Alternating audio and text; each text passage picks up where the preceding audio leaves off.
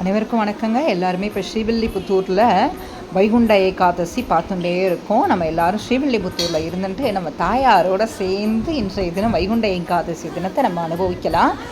ரொம்ப அழகாக கோலம்லாம் போட்டு தாயார் ஏதோ காத்தால் விடிகாலம்புற 5:30 சொர்க்கவாசல் திறப்பு அப்படின்னு கோவிலிருந்து சொன்னதுமே முதல் நாளில் இருந்தே அதற்கான ஏற்பாடுகள்லாம் ரொம்ப அழகாக பண்ண ஆரம்பிச்சிட்டாங்க.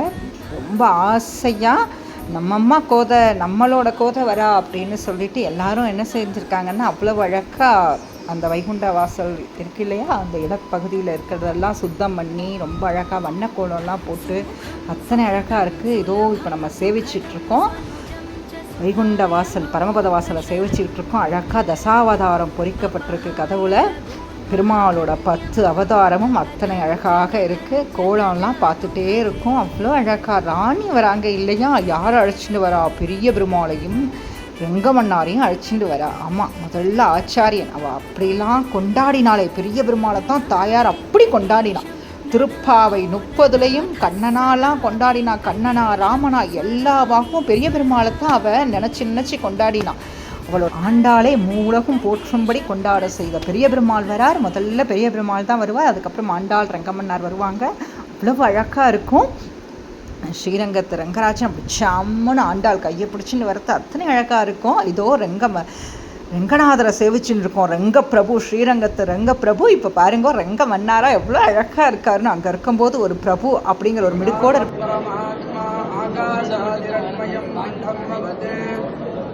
अंतर्भूतानां सर्वेषामण्डानां परिसनातनं नित्यं अचिन्त्यं दैवीरणनित्यं नित्यसुप्तमुक्तप्रभावपुरुषैः अनुभूयमानं वैष्णवाण्डं.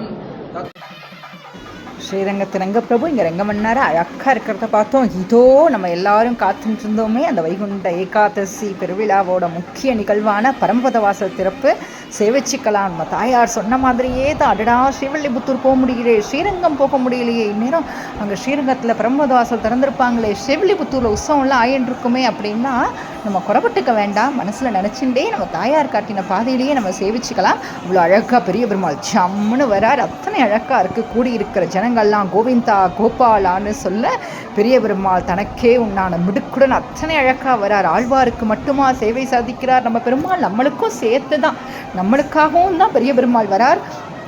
இந்த வைகுண்ட வாசலை கடந்து வரப்ப அப்பா நாங்கள் பிறவி பெருங்கடெல்லாம் நாங்கள் நீந்தறதுக்கும் திருவடியை தவிர எங்களுக்கு வேற எதுவுமே எங்களுக்கு துணை கிடையாது, திருவடி மட்டும்தான் எங்களுக்கு கதி அப்படின்னு சொல்கிற மாதிரி ஜனங்கள்லாம் கோவிந்தா கோவிந்தான்னு பெருமாளை கொண்டாட. பெருமாள் அப்படி அழகாக ராஜா, அப்படி பெருமாள் இல்லையா, நம்ம பெருமாள் ராஜா இல்லையா, அப்படி அழகாக நடந்து வரார். ராஜ நடையோடு தனக்கே உண்டான மிடுக்கோடு பெரிய பெருமாள் அப்படி அவ்வளவு அழகாக நடந்து வரார். ஜனங்கள் வெள்ளத்தில் நடந்து வரார்னு கூட சொல்லக்கூடாது, நீந்தி வந்துட்டு இருக்கார் நம்ம பெரிய பெருமாள். அத்தனை அழகாக இருக்கு. அவ்வளோ அழகாக திரும்பும் இடமெல்லாம் பக்தர் வெள்ளம் தான். பெரிய பெருமாளை போய் ரசிச்சுட்டு பார்த்துட்டே வரார். சொல்றார் பின்னாடி கோதை வரா.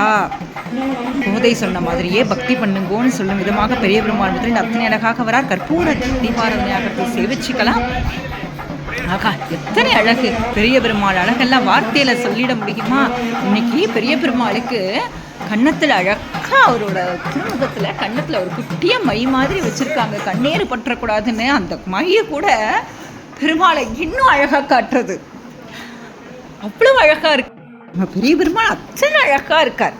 அவருக்கு நம்மளெல்லாம் பார்த்த சந்தோஷம், பக்தால பார்த்த சந்தோஷம் அவர் முகத்தில் அப்படி தெரிகிறது. எப்பயுமே சொல்லுவோம் ஸ்ரீவில்லிபுத்தூரில் கோதையோட திருமுகத்தில் மாற்றம் ஏற்படுகிறது, அவசியம் சேவிக்கலான்னு.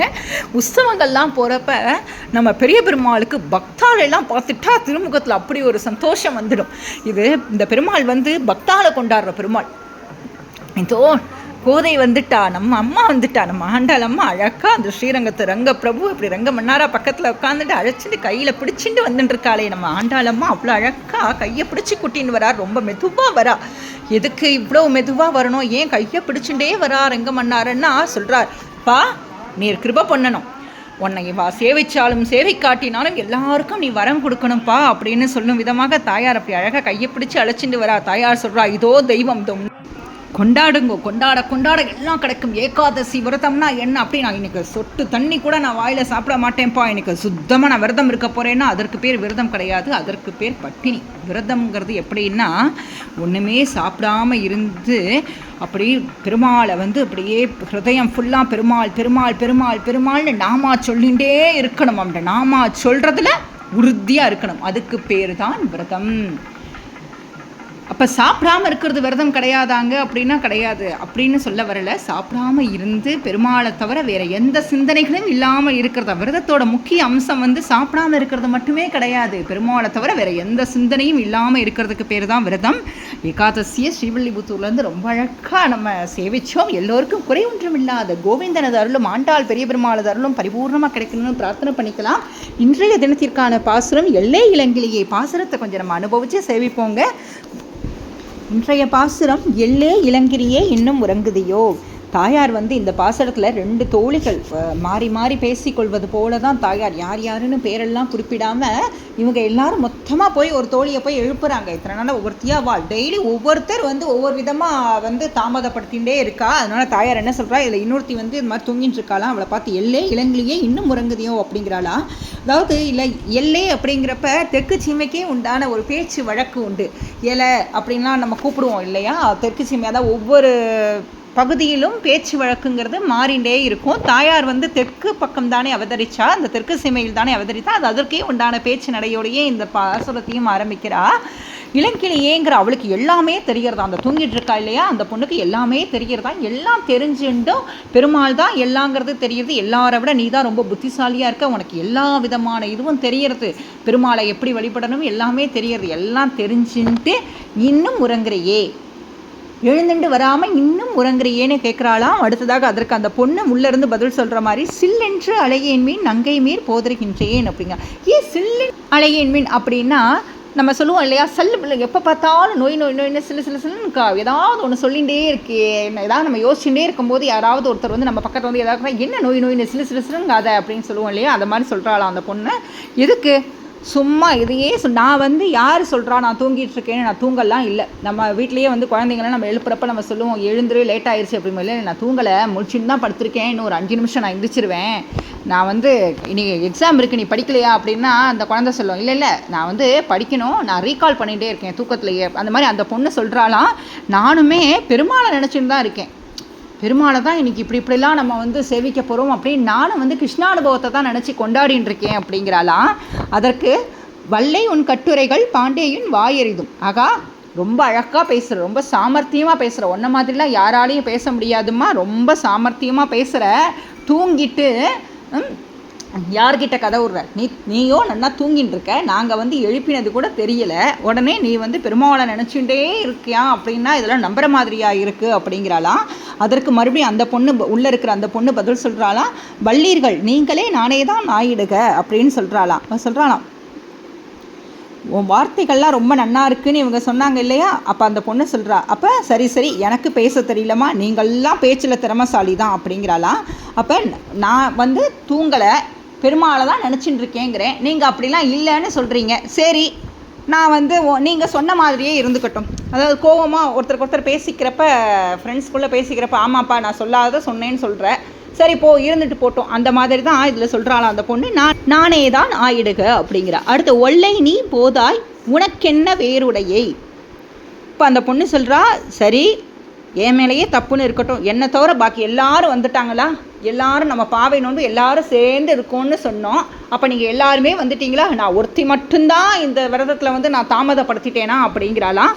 அதுக்கு எல்லாரும் போந்தார் எண்ணிக்கோள். ஆமாம் நீ வெளியில் பாரு கொஞ்சம், நாங்கள் உன்னை எழுந்துவான்னு சொல்லிகிட்டே இருக்கோம், ஆனால் நீ என்னமோ எழுந்திருக்க மாட்டேங்கிற, உள்ளே இருந்தே நீ என்ன செய்ய பேசிகிட்டே இருக்க, இந்த பேசுகிற நேரத்தில் கூட நீ எழுந்துட்டு வந்திருக்கலாம் இந்நேரம்.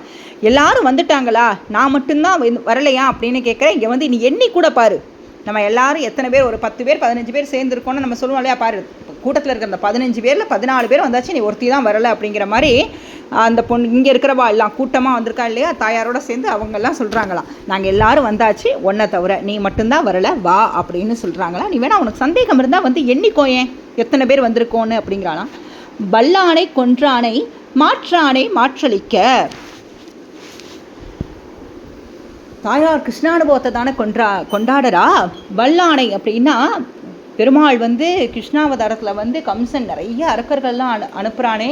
இப்போ ஒரு யானையை கூட பெருமாளை வந்து கொல்றதுக்காக அனுப்புகிறானான் கண்ணனை. அப்போ கண்ணன் வந்து அந்த யானையோட கொம்பை முறித்து வந்து என்ன செய்கிறானா, அந்த யானையை வதம் பண்ணானே. மாற்றாரை மாற்றளிக்க அப்படிப்பட்டவனும் எதிரிகளை எல்லாம் வீழ்த்தக்கூடியவனுமாக இருக்கக்கூடிய நம் கண்ணனை கொண்டாட வர வேண்டாமா? இந்த இடத்துல எதிரிகள்னா பெருமாள் வந்து தர்மத்துக்கு புறம்பாக நடக்கிறவங்களை மட்டும் இல்லாமல் இன்னொன்று என்ன சொல்கிறா, ஓ பெருமாளை சேவிக்கணும்னு என்ன இருக்குது, ஆனால் ஏன் சேவிக்கணும் அப்புறம் பார்த்துக்கலாம். இல்லை இந்த பெருமாள்கிட்ட அப்படி என்ன இருக்குது, எல்லாரும் பெரிய பெருமாளுங்கிறாரே பார்த்து ஸ்ரீவில்லிபுத்தூரில் அப்படி என்ன இருக்குது இந்த பெருமாள்கிட்ட, இந்த பெருமாள் நினச்சா எதுனாலும் செஞ்சுடுவாரா, உண்மையிலேயே இந்த பெருமாள்கிட்ட பிரார்த்தனை பண்ணிட்டா நடந்துடுமா, அப்படி இல்லாமல் கூட மனசில் ஒரு சிலர் நினைப்பா இல்லையா. அவங்கள கூட தன் வசப்படுத்தக்கூடிய திறமை உள்ளவன், மாற்றானை மாற்றழிக்க அவங்கள கூட தன் வசம் படுத்தக்கூடிய திறமை உள்ளவன் வல்லானை மாயனை பாடேலோர் எம்பாவாய். இந்த மாதிரிலாம் மாயங்கள் செய்வானாம்.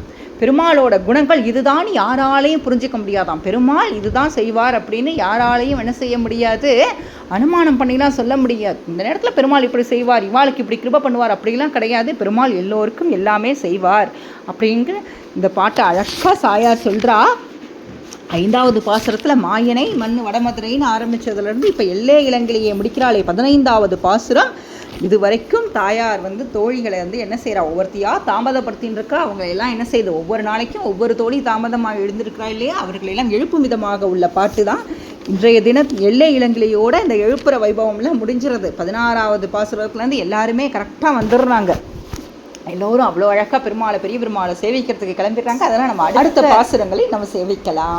இன்றைய தினத்திற்கான திருப்பாவைக்கு ஏற்றபடியான அந்த பாசுர ஓவிய குளத்தை ரொம்பவே அழகாக அத்தனை அருமையாக நம்ம ஸ்ரீவில்லிபுத்தூரிலிருந்து அலமேலு ரங்கராஜன் அவங்க ரொம்பவே அழகாக வரைஞ்சி கொடுத்துருக்காங்க. ரொம்ப நன்றி அலமேலு ரங்கராஜன். அடுத்ததாக மார்கழி கோலங்கள் பகுதியில் இன்றைய தினம் வைகுண்ட ஏகாதசியிலேயே அதை குறிப்பிடும் விதமாக அத்தனை அழகாக பெருமாளோட அந்த திருமண் சங்கு சக்கரம் வைகுண்ட வாசல் எல்லாத்தையும் கோலத்தில் அத்தனை அழகாக கொண்டு வந்திருக்காங்க. ரொம்ப அழகாக இருக்குது. நன்றி அலமேலு ரங்கராஜன் மாமி ஸ்ரீவில்லிபுத்தூர்லேருந்து வரைந்து அனுப்பிய கோலம் ரொம்ப அழகாக இருக்குது. அடுத்ததாக மார்கழி கோலங்கள் பகுதியில் RR நகர் பகுதியிலிருந்து நமது ஈஸ்வரி செல்வம் அவங்க அனுப்பிய வண்ண கோலத்தை தான் பார்த்துட்ருக்கோம். ரொம்பவே அழகாக வண்ணத்து பூச்சிகள் அத்தனை அழகாக இருக்குது. கோலத்தில் ரொம்பவே அருமையாக இருக்குது. நன்றி ஈஸ்வரி செல்வம். அடுத்ததாக மார்கழி கோலங்கள் பகுதியில் தஞ்சாவூர்லேருந்து சுபாசாமி அவங்க வரைந்து அனுப்பிய ஒரு அழகான வண்ண கோலத்தை தான் பார்த்துட்ருக்கோம். ரொம்பவே அழகான தேர்கோலம்.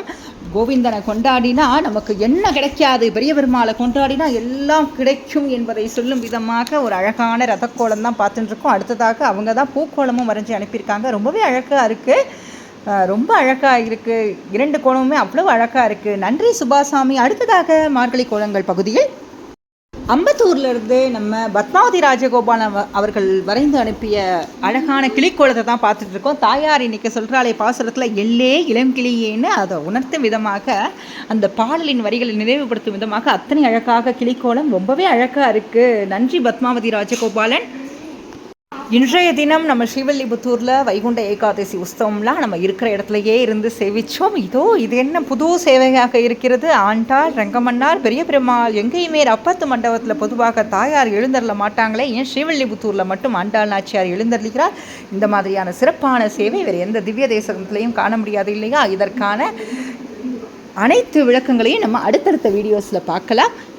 இது வரைக்கும் சேனலை சப்ஸ்கிரைப் பண்ணாதவங்க சப்ஸ்கிரைப் பண்ணிக்கோங்க. பக்கத்தில் இருக்கிற பெல் ஐக்கான் கிளிக் பண்ணிக்கோங்க. அப்போ தான் நம்ம போடுற எல்லா வீடியோஸும் உடனுக்குடனே உங்களுக்கு விசிபிள் ஆகும்.